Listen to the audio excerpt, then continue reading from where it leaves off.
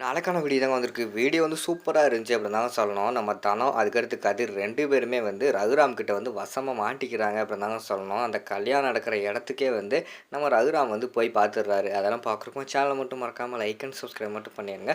First எடுத்த உடனேயுமே வந்து நம்ம தனத்துக்கிட்ட வந்து அவங்க ஃப்ரெண்டு வந்து கல்யாணம் பண்ணுறதுக்காக சாட்சி கையெழுத்து வந்து போடுத்தணும் அப்படிங்கிற மாதிரி சொல்லிக்கிட்டு இருக்காங்க. சரி ஃப்ரெண்டு தானே நம்ம வந்து கையெழுத்து போடலாம் அப்படின்னு சொல்லிட்டு நம்ம கதிரும் வந்து கூட்டு போகிறாங்க. கதிரும் வந்து மாப்பிள்ளைக்கு ஆதரவாக வந்து சாட்சி கையெழுத்து நம்ம தனம் வந்து பொண்ணுக்கு ஆதரவாக வந்து சாட்சி கையெழுத்து வந்து போடுறதுக்காக வந்து ரிஜிஸ்டர் ஆஃபீஸுக்கு போயிருக்கிற மாதிரி தான் காட்டிக்கிட்டு இருக்காங்க. அந்த இடத்துல பார்த்துக்கிட்டோம்னா நம்ம லிங்கம் வந்து ஒரு வேலையை அந்த இடத்துக்கு போகிறாரு. அவர் வந்து பார்த்துடுறாரு. என்ன இது கதிரும் தனமும் இங்கே என்ன பண்ணிக்கிட்டு இருக்காங்க அப்படின்னு சொல்லிட்டு அவர் ஒளிஞ்சிருந்து பார்க்காரு.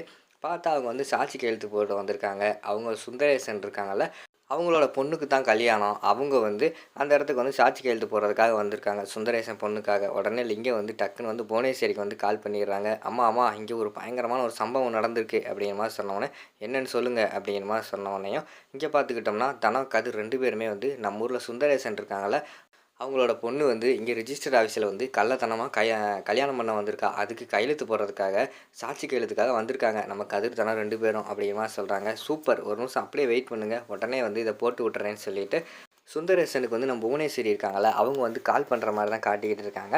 அவங்க ஃபோன் எடுத்தோடனே சொல்லுங்கம்மா அப்படிங்கிற மாதிரி சொன்ன உடனேயும் அங்கே உன்னோட பொண்ணோட மானம் கப்பல் ஏறப்போகுது, உன் குடும்பத்தோட மானமே போக போகுது. அதுக்கு காரணம் யார் தெரியுமா? அந்த ரகுராம் இருக்கானே, அவனோட மக தனம் இருக்கால, அவள் தான் வந்து உன் பொண்ணை கூட்டு போய் கள்ளத்தனமாக வந்து அங்கே தாலி கட்ட வைக்க போகிறா. எனக்கு என்னமோ வந்து உன் மானம் வந்து கப்பல் ஏறப்போகுது, அவளை தான் சொல்லிட்டேன் பார்த்துக்கோ அப்படிங்கிற மாதிரி சொல்லிவிட்டு அந்த இடத்துல வந்து சொல்லிவிட்டு புவனேஸ்வரி வந்து ஃபோனை வச்சிடுறாங்க. உடனே சுந்தரேசனுக்கு வந்து பயங்கரமான கடுப்பாயிடுது.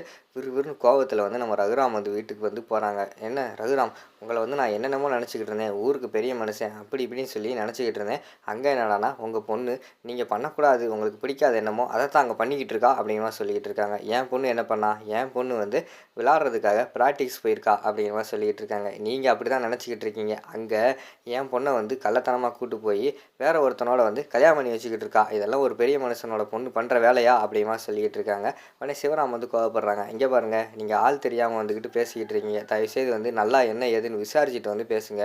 எங்கள் வீட்டு பொண்ணு அப்படியெல்லாம் பண்ண மாட்டா அப்படிங்கிற மாதிரி சொல்லிக்கிட்டு இருக்காங்க. ஏங்க, நான் நேரடியாக பார்த்த சாட்சியை வச்சு தாங்க பேசிக்கிட்டு இருக்கேன். பார்த்துட்டு தாங்க எனக்கு வந்து கால் பண்ணாங்க.